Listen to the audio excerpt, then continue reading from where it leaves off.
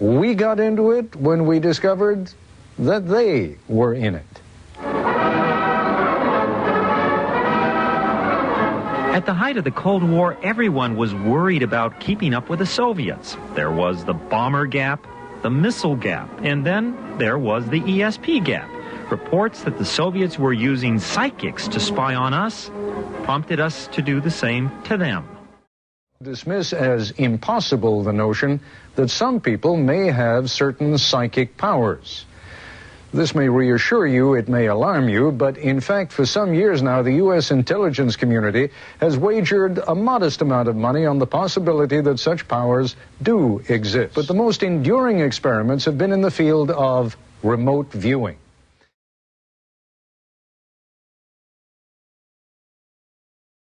Project Stargate, a lot of people believe that Stargate was the name of our project, our remote viewing project. In fact, I'm going to give a very brief and quick history. The project was originally named Gondola Wish. It was a study project. It was only supposed to last 3 years. The first year we were going to select and train, and we didn't know at the time what training included or meant, but we were going to select and train, I believe it was 3 psychics from the Army Intelligence Unit. These 3 psychics would spend a year learning what remote viewing was and all the ramifications of what they had to do remote viewing. And then in the second year, they were going to be turned loose in the world, and they would operate exactly as a Russian agent. And as a Russian agent that they would be emulating, they would target places like the Pentagon, CIA, FBI building, or the White House, for instance.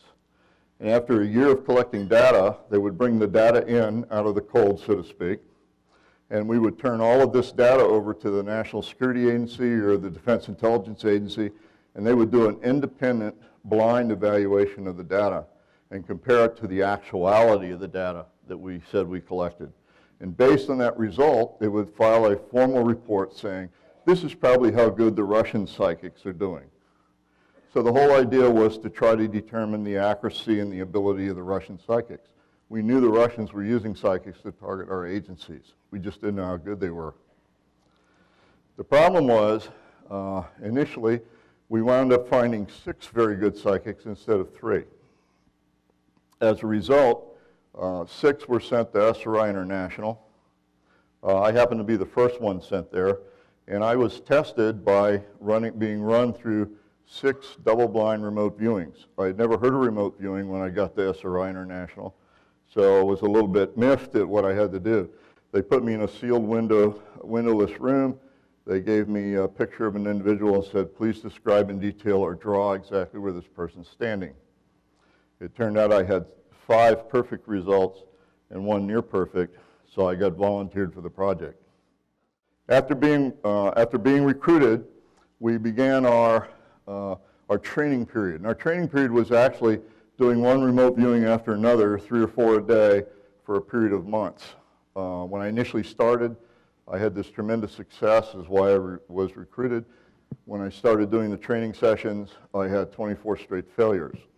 I was beginning to think, maybe this was bogus to start with. In actuality, right after my 24th failure, I was awakened that night and taken to an out-of-the-way place. It was a war room in a basement somewhere in Washington.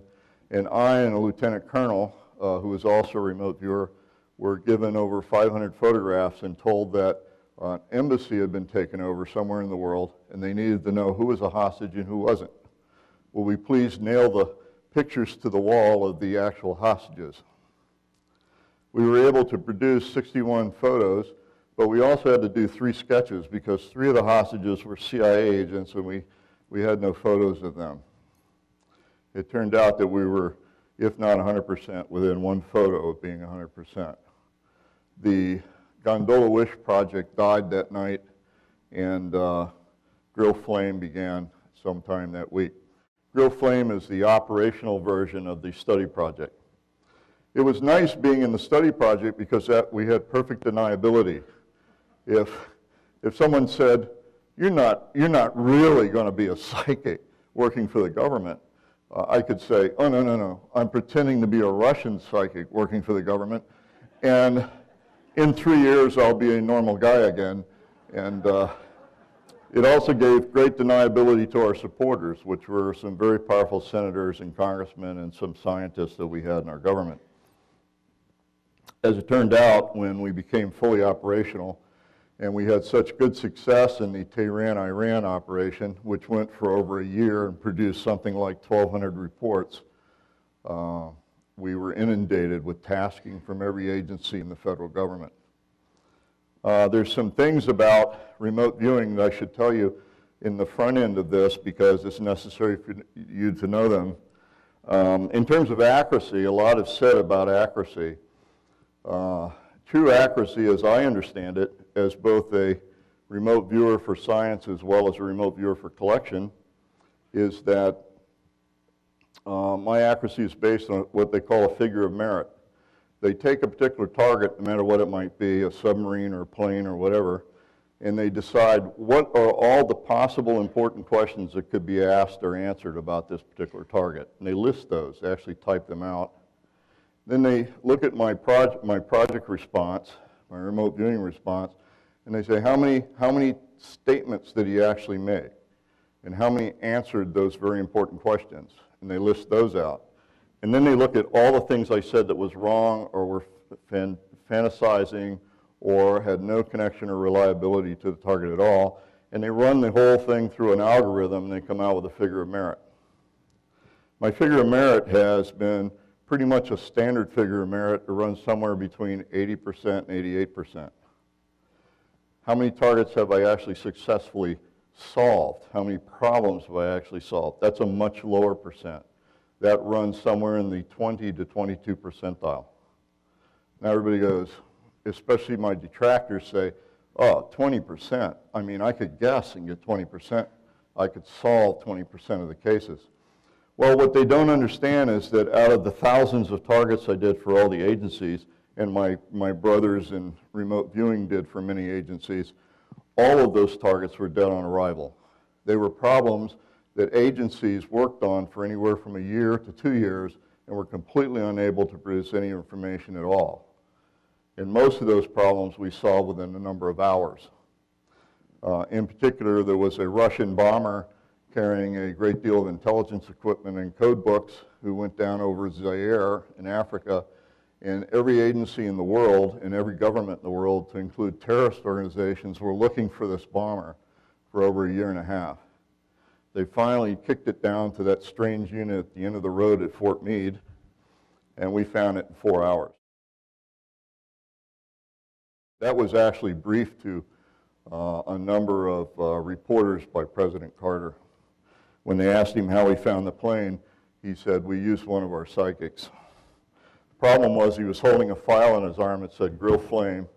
So Grill Flame died that night, and we became Center Lane. We were Center Lane for a while, and then the managerial authority was assumed from the U.S. Army by the Defense Intelligence Agency, and it became known as Sunstreak. It was Sunstreak until Congress directed the CIA to assume managerial authority for it, because everybody knows human operations belong with the CIA, especially very dark human operations. And the CIA, in spite of the fact they refused to assume responsibility, renamed it Stargate. There's also some comments made earlier about special access programs. We were the most watchdog special access program in the entire history of the U.S. Army. We had 3 oversight committees, 15 members on each oversight committee, 1 scientific, 1 congressional, and 1 human rights. All were keyed off the Constitution of the United States. We had not a single violation in the entire period of the project, 20 years. And in fact, 2 of the members on some of the oversight committees were Nobel laureates. Just to give you an idea how remote viewing works, we had an agency that came to us and said, we'd like to give you a lot of money for your research, but we don't know if you're for real. And so what we would like to do is have you give us an example of your targeting ability. And we said, okay, that's fine, you can test us. We'll accept that. But it'll cost you the test cost. And they said, fine. And if you succeed, we'll give you a lot of money for your research. So it seemed like a pretty good deal.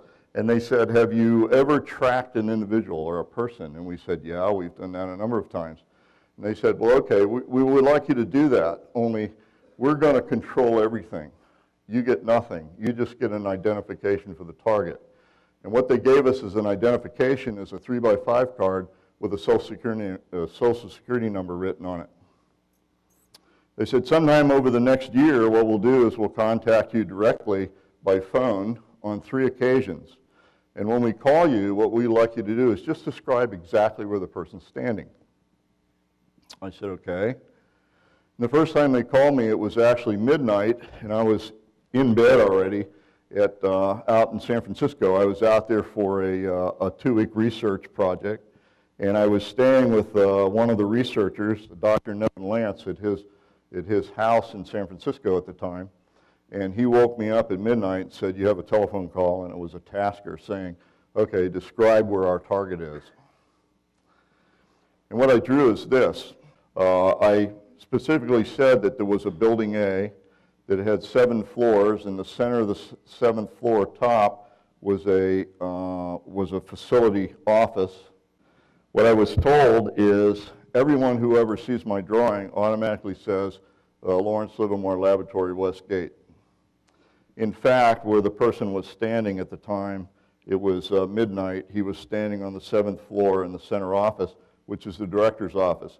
This happens to be where the lab where they make atomic weapons. So it's a pretty sensitive facility.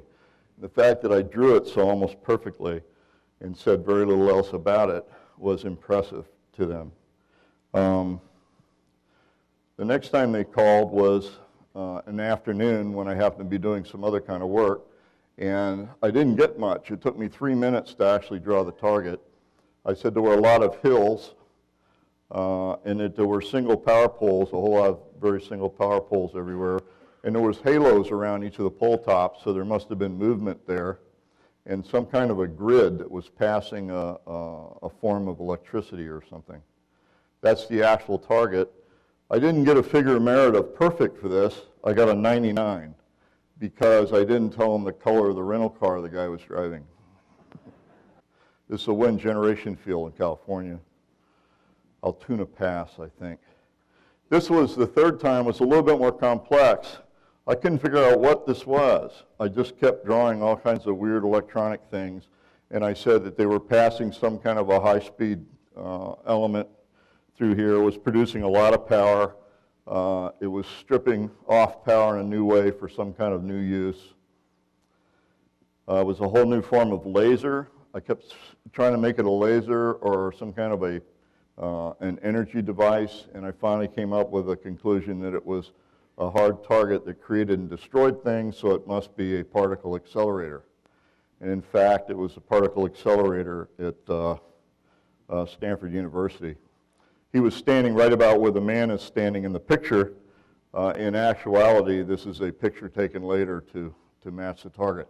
He actually took the pictures of the original 2, one by a helicopter and one from his parked car. Stanford Accelerator. They came and asked me, well, you've done really well on these other 3 targets. Can you tell us something about what the guy's doing? And I actually started drawing what he was doing. I said he was testing some kind of device, and it had very specifically this angle right here. And it turns out the angle in degrees is exactly matches the angle of the equipment. And then out here where the X's are, these are pieces of electronic equipment, different kinds. And these are what I call hard targets, and they were being destroyed or disrupted by the particular engine from the arrow at the top, the wave emitter. The wave emitter itself was constructed inside a van so nobody could see it, and it had something to do with microwaves. And that's the actual emitter in the van that it was in. It's called a microwave generator destructive test. It was in Sandista National Labs. And all of this was provided with about 45 minutes of verbalization on a tape, a number of other drawings which have never been released. And in fact, the separate agency that analyzed it said that exactly what it was, and so that they could actually replicate it down to the frequency it was using based on my information.